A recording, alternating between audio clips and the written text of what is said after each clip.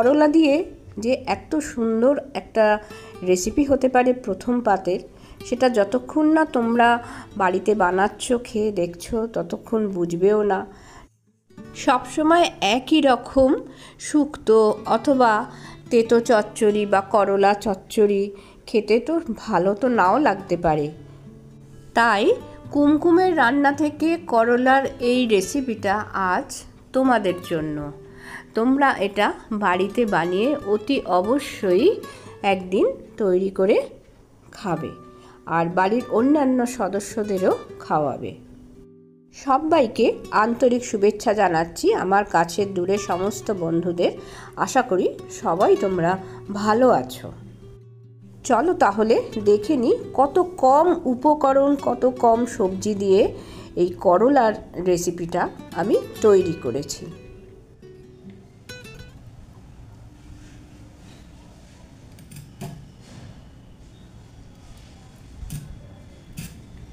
করলা দিয়ে একটা নতুন রেসিপি করব, তার জন্য করলাটাকে এরকমভাবে কাটতে হবে, এরকম রিং রিং পিস করে কাটতে হবে। আমি কেটে নিই। করলা লাগবে, ঝিঙে লাগবে, ঝিঙে রিং রিং পিস করে আমি কেটে নেব, আর সাথে আলুও দেব। আলুটা আগে ভাপিয়ে নেব। আচ্ছা, করলা যদি দানা শক্ত হয় তাহলে দানাগুলোকে এরকম বার করে দিয়ে দেবে, ফেলে দেবে। আর যারা দানা খেতে ভালোবাসো খেতে পারো, কোনো প্রবলেম না হলেই হলো। আমি আলুও ছাড়িয়ে রেখেছি, আলু একটু ভাপিয়ে নেব, তাহলে এত আলু দেবো না, অন্যান্য তরকারি হবে এই সাথে। আমি করলার দানাগুলো ছাড়িয়ে নিই, করলা কেটে নিই, তারপরে আমি একেবারে রেসিপিতে চলে আসবো।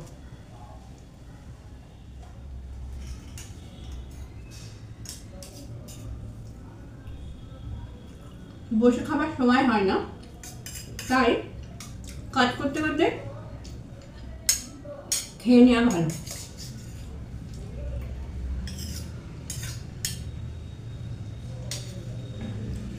একটুখানি ভাত, ডিমের তরকারি আর সবজি। বাসনগুলো সব মাজা হয়েছে, সেগুলো গুছিয়ে নিচ্ছি।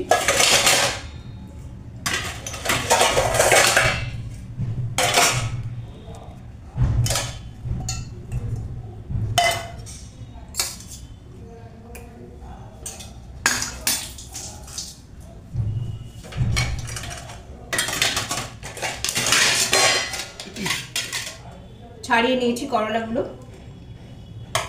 সবার আগে আমি একটু চা করে নিই।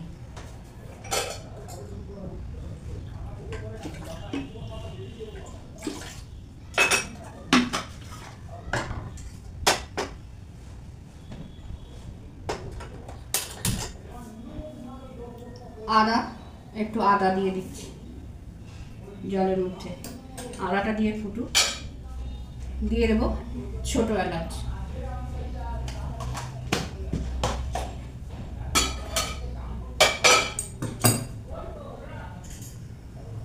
কাঁচি দিয়ে কেটে দেবো।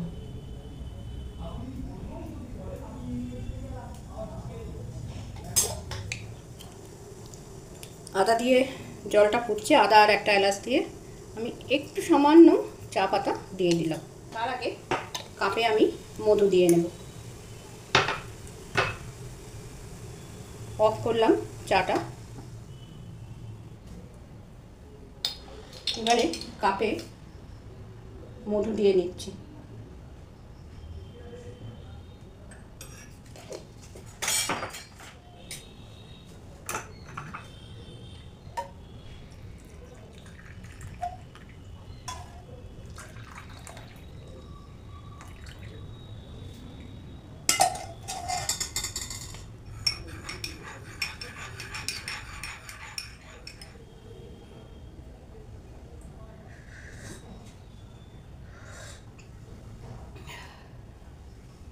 এবার আমি রান্নাটা বসাবো।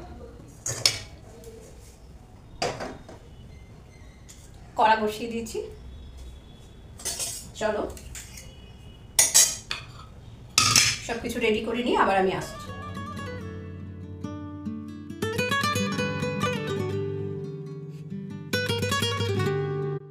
প্রথমেই কড়াইতে একটু বেশি সর্ষের তেল নিয়ে নিয়েছিলাম। বিউলির ডালের সাদা বড়িগুলো একটু বড় বড়, এটাকে আমি ভেজে নিচ্ছি। সামান্য লালচে ভাব আসা অবধি আমি বড়িগুলোকে ভেজে একটা সাইডে তুলে রেখে দেব। এরপরে সেই তেলে দিয়ে দেব করলা। আমি গোল গোল রিং পিস করে কেটে রেখেছি, আমি করলাগুলো দিয়ে দেব। এই রেসিপিটায় করলাগুলোকে এরকম রিং পিস করে কাটবে, আর যদি দানা শক্ত হয়ে যায় তাহলে সেই দানাগুলো ফেলে দেবে।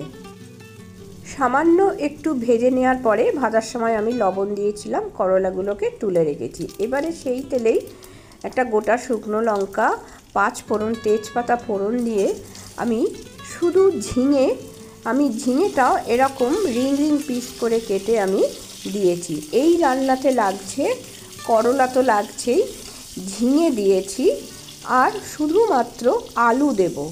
আলুগুলোকে আমি ভাপিয়ে নিয়ে, মানে সিদ্ধ করে নিয়ে জল ঝারিয়ে পিস করে রেখে দিয়েছি, সেটা আমি পরে দেখাবো। ঝিঙেগুলো দেবার পরে আমি সামান্য লবণ দিয়ে দিলাম, যাতে ঝিঙেগুলো তাড়াতাড়ি নরম হয়ে যায়। ঝিঙেগুলো কিছুটা নরম হয়ে গেছে, একটু জলও বেরিয়ে গেছে ঝিঙে থেকে। সেই সময় আমি সিদ্ধ করে রাখা আলু দিয়ে দিলাম। আলুটা অল্প করে দিলে কিন্তু এই তরকারির টেস্টটা কিন্তু ভালো হবে। এবারে দিয়ে দিলাম আদা, থেতো করে রাখা আদা, অল্প একটু 1 ইঞ্চি আদা থেতো করে দিয়ে দিলাম। আর এই যে গুঁড়ো মশলা দিলাম সেটা হচ্ছে ধনে গুঁড়ো, 1 চা চামচ ধনে গুঁড়ো দিয়েছি, আর 2 চা চামচ সর্ষে পোস্ত বাটা দিয়েছি। দিয়ে এবারে আমি বড়িগুলো দিয়ে দিলাম। বড়িগুলো একটু বড় বলে আগেই দিলাম। দিয়ে গরম জল আমি পুরো রেসিপিটার মধ্যে ঢেলে দিলাম। দিয়ে এবারে কিন্তু ঝোলটাকে ফুটতে দিতে হবে। ঝোলটা ফুটে ঝিঙে গরম হয়ে যাবার পর আমি ভেজে রাখা করলাগুলো মিশিয়েছি। খুব একটা বেশি সময় লাগে না, খুব তাড়াতাড়ি রান্না হয়ে যায়। আর আলু যদি কেউ মনে করে কাঁচা অবস্থায় ফোড়নের সাথে ভেজে দেবে, সেটাও দিতে পারে। রান্না একেবারে তৈরি। এবারে আমি গ্যাসের ফ্লেমটা অফ করে দিয়ে 1 চামচ ঘি আমি ওপর থেকে ছড়িয়ে দিলাম। দিয়ে আমি কিছুক্ষণ চাপা দিয়ে রেখে দিয়েছিলাম। তারপর ঢাকা খুলে আমি একটা পাত্রে ঢেলে নিয়েছি। আমার আজকের এই করলার রেসিপিটা তোমাদের যদি ভালো লাগে একটা লাইক করে দিও, আর কমেন্টে জানিও কেমন লাগলো। ভালো না লাগলে সেটাও কিন্তু আমাকে জানাবে। ভিডিওটা আজ এখানেই শেষ করছি। পরের দিন আবার অথেন্টিক ছাড়া অন্য কোনো রেসিপি নিয়ে চলে আসব। সবাই ভালো থেকো, সুস্থ থেকো, ধন্যবাদ।